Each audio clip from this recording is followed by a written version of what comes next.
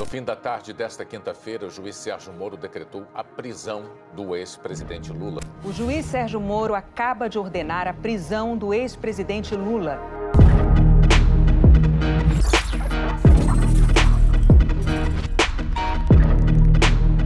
Lula responde a 3 processos em Curitiba e já foi condenado em 2 deles, apenas que somam 29 anos de prisão.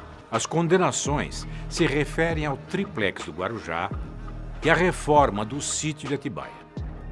Todos esses casos são da famosa 13ª Vara Federal de Curitiba e passaram pelas mãos do ex-juiz Sérgio Moro. Essa é a história que saiu nos jornais e que você já conhece, que todo mundo conhece. Agora é hora de conhecer todos os fatos por detrás da história. Os bastidores do processo que tirou das eleições o primeiro colocado nas pesquisas para presidente de 2018.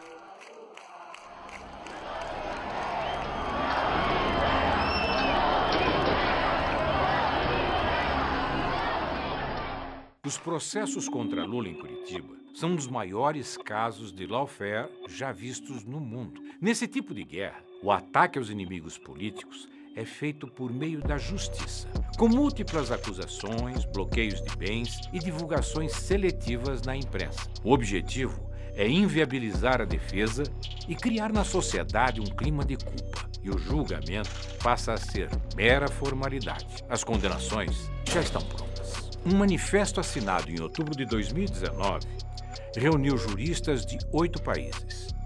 A lista inclui pessoas do calibre de Susan Ackerman, maior especialista em combate à corrupção do mundo. Eles foram unânimes ao afirmar que Moro não só conduziu o processo de forma parcial, como comandou a acusação. Essa manobra vinha sendo denunciada pela defesa de Lula desde 2016. A ONU já concedeu 2 liminares favoráveis ao ex-presidente. Enquanto Moro e sua turma diziam que a perseguição a Lula não passava de uma teoria da conspiração, explodiu como uma bomba o escândalo da Vaza Jato. Nas trocas de mensagens estão provas de que Moro e procuradores de Curitiba viam Lula como um adversário. Estavam dispostos a tudo para prendê-lo. Mas a Lava Jato agora passa a ser alvo de críticas e até de investigações por possíveis irregularidades. 58% acham que a conduta de Sérgio Moro é inadequada. 59% dos entrevistados acreditam que, se comprovadas as irregularidades, eventuais decisões de Sérgio Moro devem ser revistas. Há 2 anos, o STF tem nas mãos um pedido da defesa de Lula para julgar a conduta de Sérgio Moro. E não há motivos para que esse pedido ainda não tenha sido analisado. O que está em pauta é a suspeição de Moro, que é a simples suspeita de que um juiz possa ter favorecido um dos lados. A defesa do ex-presidente vem insistindo para que o julgamento do mérito seja retomado e espera que o habeas corpus volte à pauta do STF em breve. Quais são, afinal, as provas de que Moro é suspeito? Prova 1. A condução coercitiva ilegal de Lula. No dia 4 de março de 2016, Moro determinou que Lula fosse detido e levado para depor por mais de 3 horas em uma sala da Polícia Federal no aeroporto de Congonhas, em São Paulo. O cerco à casa de Lula aconteceu antes das 6 horas da manhã, já com ampla cobertura da imprensa. A mobilização dos repórteres havia sido previamente articulada por Curitiba. Um jornalista chegou a insinuar de madrugada em suas redes sociais que a operação aconteceria.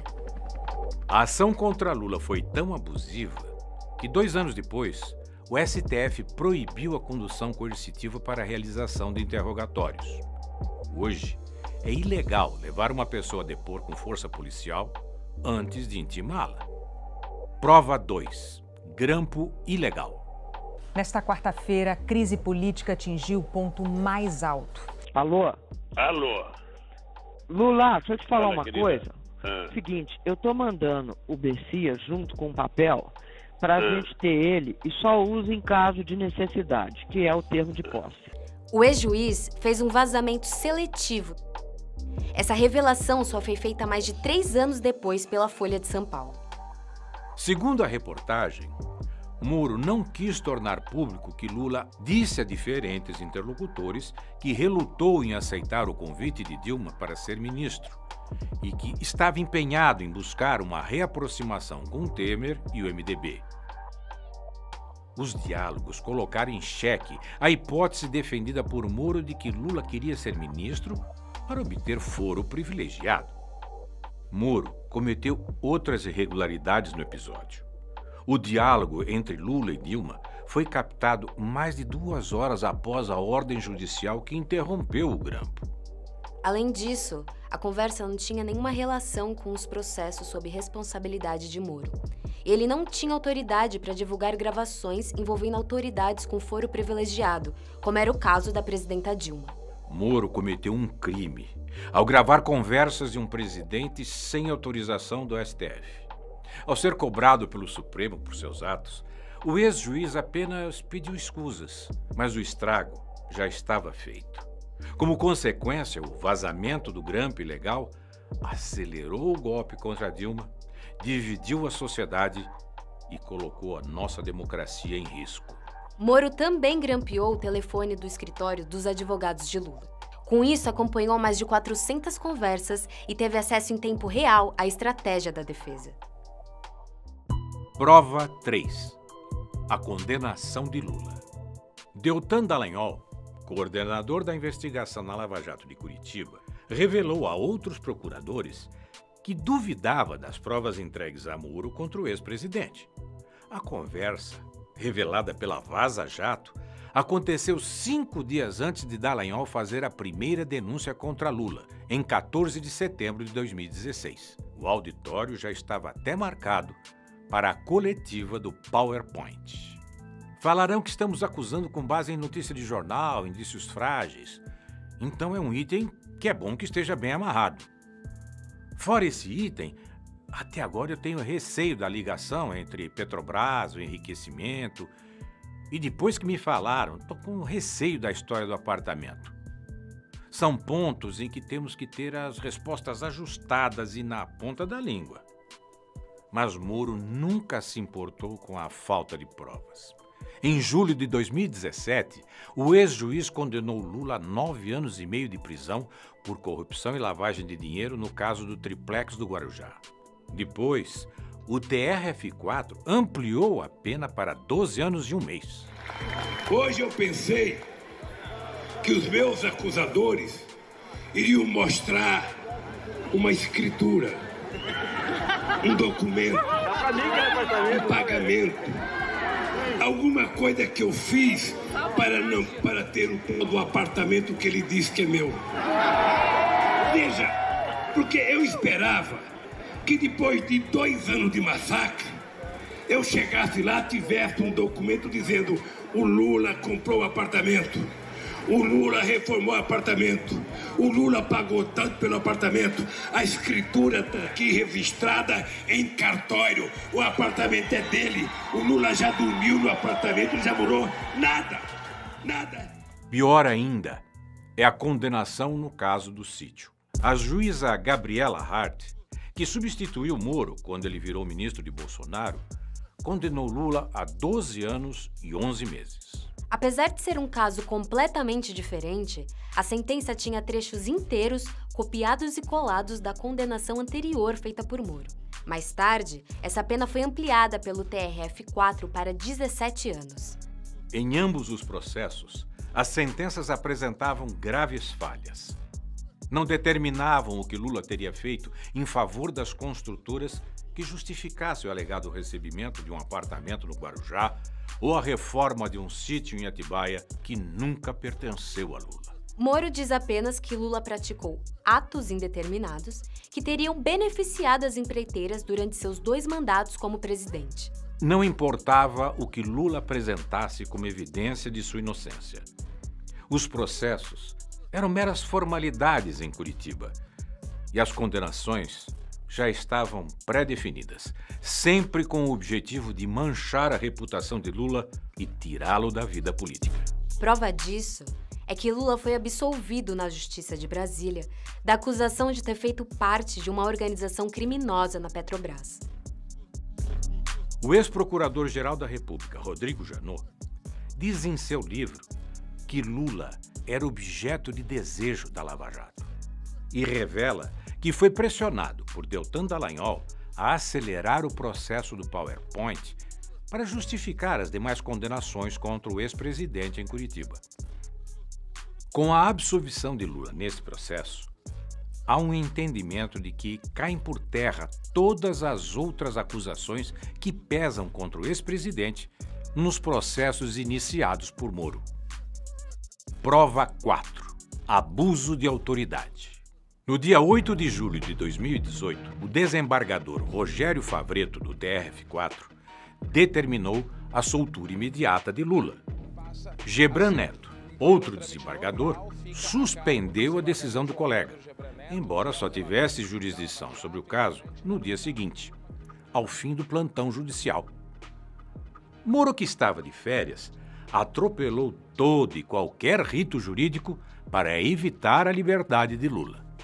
Enquanto se debatia qual desembargador tinha razão, Moro, um juiz de primeira instância, determinou que a PF de Curitiba não soltasse Lula.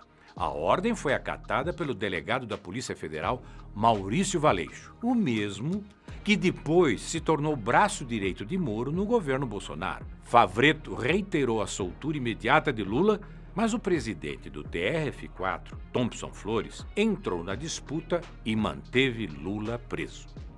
Moro teve que dar explicações ao Conselho Nacional de Justiça sobre a sua atuação no episódio. E essa não foi a única vez que o então juiz passou dos limites. Diversas vezes, durante as audiências em Curitiba, ele tentou intimidar os advogados de defesa de Lula. Como a gente fez lá brincando lá no ringue com o Lula, né? Na audiência, na oralidade, tem toda mais uma dinâmica, como a gente fazia no âmbito da Lava Jato. Tem perguntas novas para testemunha ou nós estamos aqui só perdendo tempo novamente? Vossa Excelência, acho que sempre que a defesa fala é a perda de tempo, esse é o problema. Perguntas novas, doutor? Os juízes não tem tempo para ficar perdendo aqui. Fica o protesto aqui de novo, Excelência. Doutor, está sendo inconveniente. A opinião da testemunha. A defesa não é inconveniente na medida que nós estamos no exercício da ampla defesa. Já foi indeferida a sua questão. Mas eu sei, mas você não já pode... foi indeferida a sua questão, doutor. Você não pode caçar a palavra da defesa. Posso, doutor? Não pode, porque nós estamos colocando uma questão muito importante, relevante. O ilustre procurador da República está pedindo a opinião da testemunha. E ele doutor, não pode pedir a opinião da inconveniente. Já foi indeferida a sua questão. Já está registrada e o senhor respeite o juízo. Prova 5. O adiamento do interrogatório de Lula para impedi-lo de se manifestar publicamente. Em 15 de agosto de 2018, Moro adiou o interrogatório de Lula e de mais 12 réus no caso do sítio de Atibaia para depois das eleições. Qual era o medo de Moro? Que o depoimento beneficiasse Lula na campanha eleitoral. O medo do ex-presidente falar era tanto que a Justiça negou um pedido da Folha de São Paulo para entrevistar Lula na sede da Polícia Federal em Curitiba. E Deltan Dallagnol comemorou. Carlos, o Fux deu uma liminar suspendendo a decisão do Lewandowski que autorizava a entrevista, dizendo que vai ter que esperar a decisão do plenário. Agora não vamos alardear isso aí, não vamos falar para ninguém, vamos ficar quieto para evitar a divulgação o quanto for possível, porque quanto antes divulgar isso, antes vai ter recurso do outro lado, antes isso aí vai para plenário. Então, o pessoal pediu para a gente não comentar aí publicamente e deixar que a notícia surja por outros canais para evitar precipitar recurso de quem tem uma posição contrária à nossa. Mas a notícia é boa para terminar bem a semana, depois de tantas coisas ruins, e começar bem o final de semana.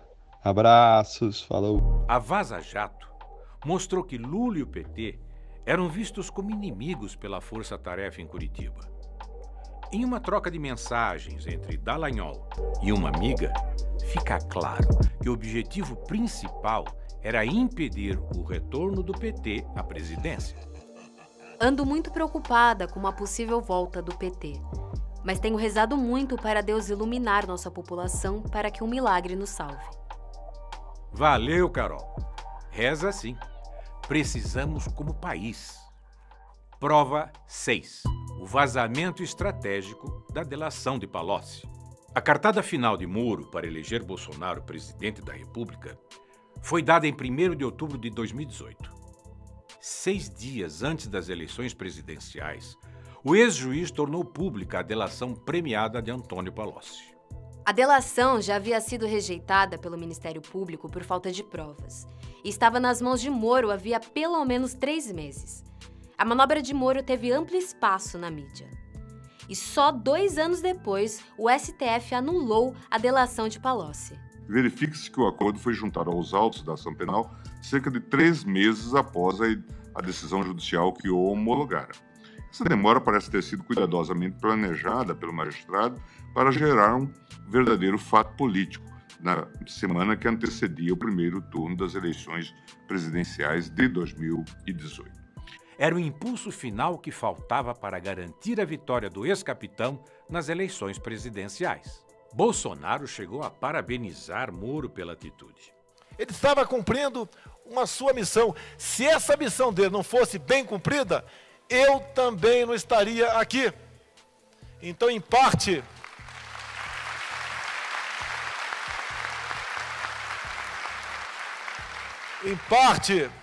do que acontece na política do Brasil, devemos a Sérgio Moro.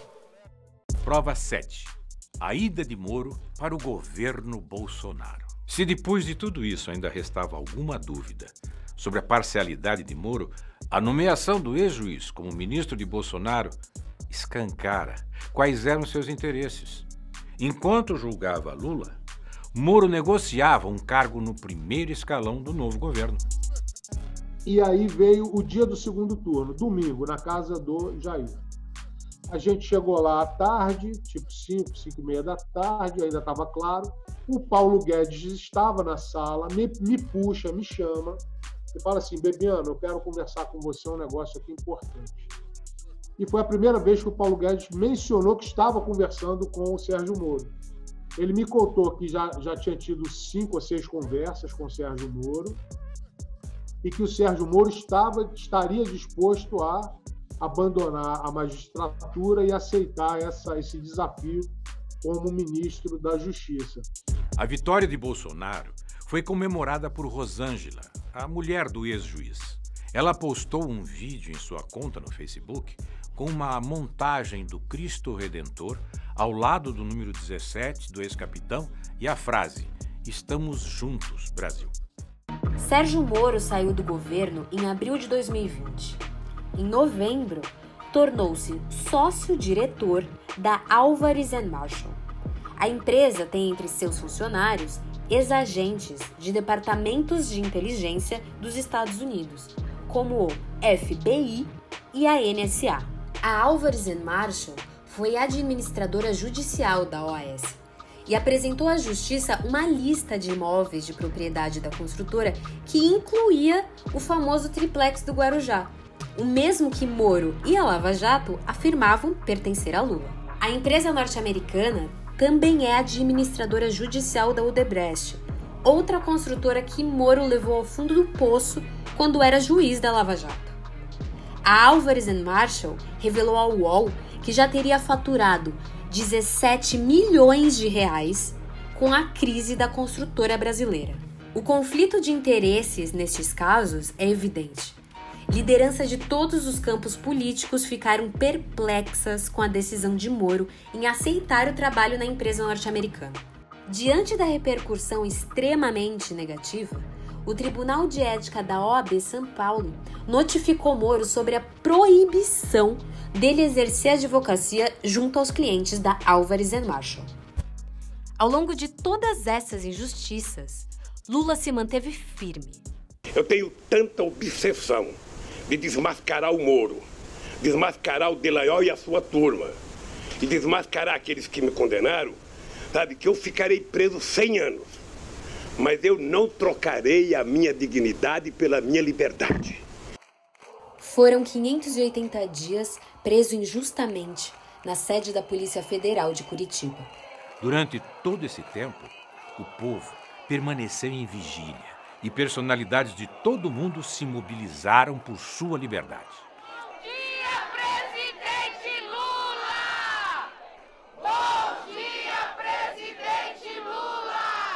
Essa situação não é apenas uma injustiça contra Lula. Ela é um atentado contra o Estado democrático de direito. É por isso que a anulação dos processos contra Lula significa a liberdade plena do ex-presidente, a recuperação dos seus direitos políticos e a libertação do Brasil, dos brasileiros e brasileiras. Lula livre é o povo livre. Anula STF. Anula STF. Anula STF. Anula STF.